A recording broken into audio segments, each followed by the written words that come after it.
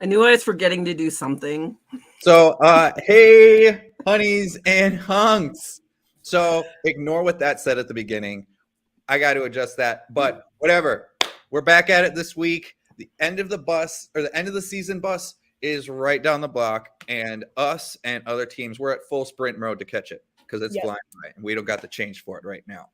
But as always, I am here with Jade Auxiliary Things Johnson. Getting that playoff fever now. For sure. Like between my move, I got my new setup here, prioritize that after I move. Like I wanted to be ready because the playoff push is going to be, it's already crazy. Yeah. Like usually by this time, you kind of know who's making 8th seed. Right? There might be a game or two left in positioning that needs to be figured out, but like we're in a situation where teams could have the same record as teams that made the playoffs that don't make the playoffs. Right. Like that's insane. So yeah, I'm pumped. Reminds me of a couple of years ago where the Suns, they were 48 and 42 or whatever it was. They had 48 wins and they still missed the playoffs. And that's such a heartbreaking thing to hear, to see with it all. And then also we got here today, we have Shay watches NBA Vassar. So in New York, is it playoff buzz now because of the Knicks? What's going on there? It's more focused on the Knicks. I mean, anytime the Knicks are possibly in the running, it's a Knicks town. That's who they care about. You know, I think even if the Nets had ever made it further, you know, with a good team, with the big popular superstars, I don't think anyone would care as much as the Knicks even just like existing. You know, it's like they just love it. So I think that is what it is. It is what it is. And I mean, I get it. What are you going to do? What are you going to do? I mean, your team's slowly flying out. But yeah. So before we dive into it, don't forget to follow us on Instagram and Facebook at Hardcourt Honeys, on YouTube at Hardcourt Honeys, and then on Twitter at HC Honeys. So this week we will be going to keep it kind of an open umbrella for it all because both Eastern Conference and Western Conference, it's a real tight race coming up. So there's going to be a lot of free-flowing stuff because there's a lot of topics that are going to blend in with each other. The West, you're not so safe if you're not in the top 3. The East, if you go on a 3-game skid, you're going from the 5th and you might bump down to the 7th, but there's no way of you getting back up. So, and we will also be talking about how the ungodly roughing that has come this year. Oh my God. May not people that like to always blame the refs, but damn. This year. That's exactly the right way to say it. Damn. And as usual, we have our crazy antics. So we're going to dive into the Western Conference. We were just kind of talking about it. Is this tight as you can ever see? I mentioned a 48-win team Suns a couple years ago that came back, or that didn't make it. But now we're seeing from 4th seed to 11th, 12th seed, you get 3-4 bad games, and you're out, not even in the playoffs, you're out altogether. So, Jade, how would you feel as a team? Man, I think it would be kind of a mixed bag because on the one hand, some of these teams got to be thinking any other year and we would have been a shoo-in. Right. Like any other season and our playoff hopes are locked. But on the other hand, there also must be a feeling of we have a chance. Like there's only so many games left, but we still have like a chance to get there if we can just like the last week, 2 weeks, I guess, of the season have never been, I don't think, as important as this year, just because it's so tight. Like, and like Taylor said, when you said it, I was thinking, unless you're top 3 in the West, you're not safe. That's crazy. Like top 3, the Suns are 11 games back in 4th. the Mavs are only 14 and a half games back in 11th. Like, what is going on?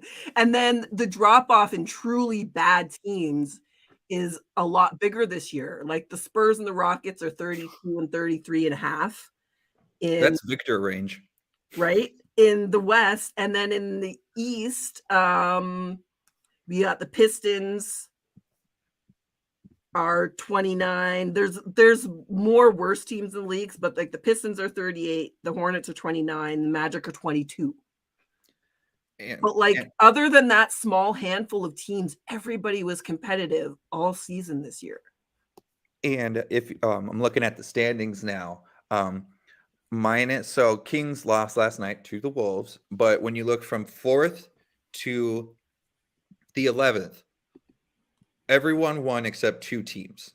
But all the other teams, for the most part, are on like Suns. They're one back-to-back games row. Wolves were 4-winning streak. Pels, they're on a 5-win game streak. Yeah. They really dropped off for a bit, and now they're coming back.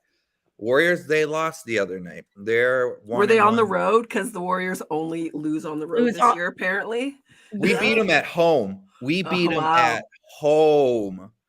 And we didn't have Cat or Ant. Like, that was a team win. But, anywho, even the Thunder. My gosh, I know. They're the 10th seed. The Thunder are good. Looking great. They don't even have Chet. No, like they got Holmgren. Like, and this is why this year is so exciting, because there are so many teams that are either going to be just as good next year or are going to be better. Right. Next year than they like the Thunder specifically is one I was thinking about. I watched I don't remember which game of theirs I watched last week, but I got IPTV service, which means I get all the basketball. Heck yes. Everything. So there will be no more missing teams that I want to watch, but I don't get because I'm in Canada. And the Thunder is one of those teams because they are so talented and so young. Like, the sky, I think, is the limit for that team. Give me next season and into the season after that, and they are going to be a problem in the West if they keep on this trajectory. No, I completely agree. It's going to be on that up and up and up. And so, Shay, being in the bottom, being like the 8th and lower, or I should say 7th and 8th, are you just now trying to maintain playoff spot, or are you trying to avoid the play-in? If you're them right now, is it just like, okay, we just got to get our spot in there, or are you still trying to be like, I don't want to be in here, even if I am technically in the playoffs? That's a really hard question because the play-in is just, I bet that's hell mentally for players. Like, I just can't, like, I get it. I get why it's there. And it's not even like I don't agree with it. I just, as a player, would want to avoid that just because, like, also because of how close the stats are for these for those teams. It's just, there's so many good teams, especially in the West, where it's just like they're so close to getting it that I don't know, like part of me would just be like, okay, we don't have to do the play-in. And maybe like there might be some players who are like, no, I'd rather do the play-in than miss the playoffs. But I personally I think I would buckle under pressure if I was a player. There's got to be a like uptick on like mental health awareness for players at this point of the season. Yeah. Just among teammates. Just getting the random text that night being like, you okay, man? I'm a little stressed too. Don't worry, man. We're going to get through this. You good? Yeah. I remember when they first started talking about the play-in, and I still don't love it. I didn't love the idea. I remember being really vocal about it, but like at this point, especially this season, it's really hard for me to argue with the results. Exactly. Because in previous seasons at this point, all the stars are resting. Nobody cares about games against the bottom teams because they don't matter. So like, you know, like there's that dip in the quality of basketball leading up to the playoffs, and nobody can afford to do that this year.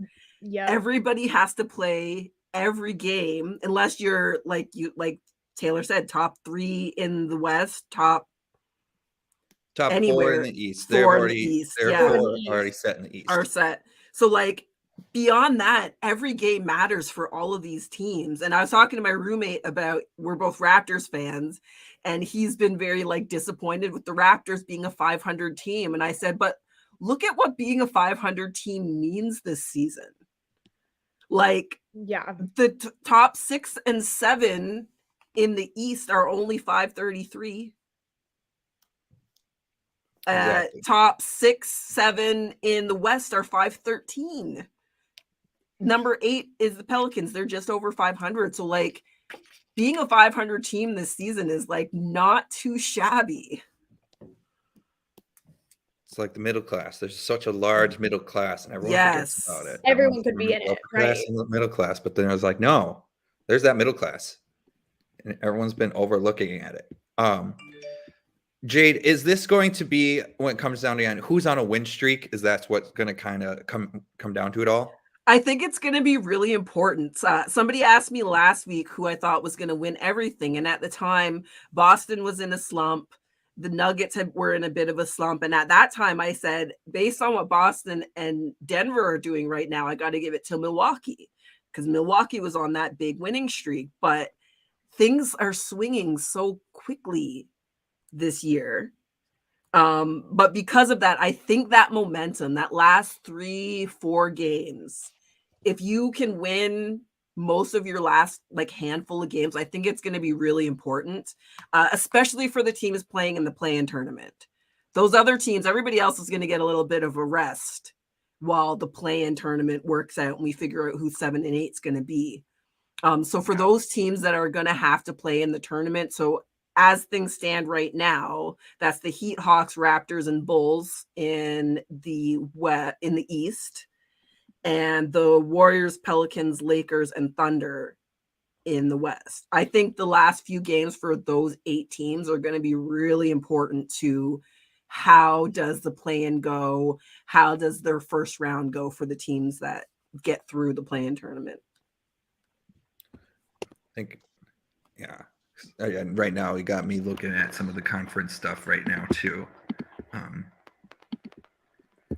I'm just surprised that the Lakers have now bounced back this much, especially now with not being with LeBron, how they are the 9th seed. And they've gone 6-4 the last 10. Well, and that's the thing is, like, obviously the league wants the Lakers in.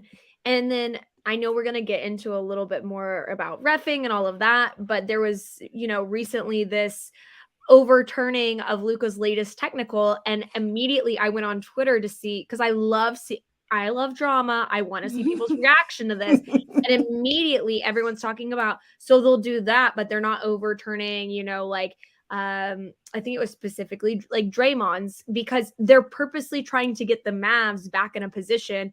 And Luka's the league's golden boy right now. I think it's really hard to think, like, do you think the Mavs actually have a chance? Nope. I was going to say, that's what I don't get about these arguments where they're like, of course, the league is trying to get them in the playoffs. I'm like, it doesn't matter. Right. It literally, like, we know every year going into the first round, especially, certain teams are first round fodder. There's no way they're going to go into their first round matchup and come out with a best of 7 series. It's just not. And it's okay. That's okay for the Mavs to be that this year. Like, the Mavs haven't figured it out. They just haven't. And it's interesting because I'm starting to question both with the Mavs and with the Hawks. Is it going to work out with those guys, or do they need to be somewhere else? We've talked about it lots with Trey, but like with Luka now, it's starting to feel like, are you guys going to get the pieces around him or not? Like, maybe they just should have, they should just trade now. Trade back? Like, they could trade back. Just, let's see how that works. I think Trae Young could use a little Jason Kidd in his life. I think that would be good for him. I think so. Like, and the Mavericks have tried, technically, Kristaps and Luka should have worked out much better. Right. Kristaps was hurt the whole time he was in Dallas. Yeah. And if you look at what he's doing in if they could have had that Kristaps, oh my goodness. Yeah, exactly. Exactly. Oh, Yeah. and I think that's for sure what I was hoping was going to happen in Dallas, because I'm a big Luka Doncic fan. I'm a big Porzingis fan. I'm so glad Porzingis finally seems to have his health stuff figured out, because it was starting to look like maybe it was never going to happen. Yeah. He's still, I mean, he's what now? 25, 26, because he's been in the league for 8 years now, so probably about 27. Yeah. So he's still got a good chunk of his career. If staying sure. healthy is right, he's got a good career left for him. But he's not going to be in the Western Conference or in the playoffs because that's just not his situation anymore. It's the Mavs are at the 11th seed that aren't going to make it. So, with all of that, so the Kings, though, we got to do the shout out for the Kings. Yes. Do the bandwagon for the Kings right now. Yes, I beat them last night. It was a great game, amazing game, both teams. But just they have some of the best overall offensive playing of the entire league right now this year. So they're 45-30. Jade and Shay and I, we were all talking last night. If Mike Brown does not win Coach of the Year, the league is rigged. They're going to probably For sure. They're going to put Darvin Ham from the Lakers being like, well, he was able to kind of get them closer to the playoffs. And it's like, no. Yeah, I was watching a Nuggets game, and it was the Nuggets commentators on that game. And they were like talking about the Nuggets coach for Coach of the Year. I'm like, what do you mean? No. Why? What? No. What? Why? You have a 2-time MVP who's in the conversation for 3, and all of his help was healthy this year. Exactly. No. Yeah. No. If the Nuggets coach, man, I would be so upset. But honestly, there should not be. It should be a one-name conversation for Coach of the Year this year, as far as I'm concerned. No. How can it be anybody else but Mike Brown? Nobody saw the Kings coming. Nope. And even those of us who are basketball heads, and we know Sabonis is really good, and we know De'Aaron Fox has been looked over forever. Right. We are aware of those guys, and we still could not have predicted that they would be. And I saw a really funny thing online about their whole Light the Beam thing, because that was a promotion they started at the beginning of the season, which if the Kings had been bad, could have been really kind of awkward. Because if you never get to light it, that means you never really won games. But because they ended up being so good this year, it's just this huge thing that absolutely took off in Sacramento, which is so fun because Sacramento's one of those teams you forget about a lot of years. Fans are loud too. Are they? Oh, they set a record for loudest arena. I can imagine the history of being a Kings fan, especially if you were a Kings fan for the infamous finals that they got robbed of. This must be just the best thing in the world for those people who remember living through that and living through finding out that it wasn't just your imaginations. It actually was rigged. The refs were actually actively working against you. This isn't just that thing that all NBA fans say at one point or another. Rigged. Yes. No, this actually was. And the Kings have been irrelevant since then, up until this season. So how much fun to be a Kings fan right now. Oh, it would be.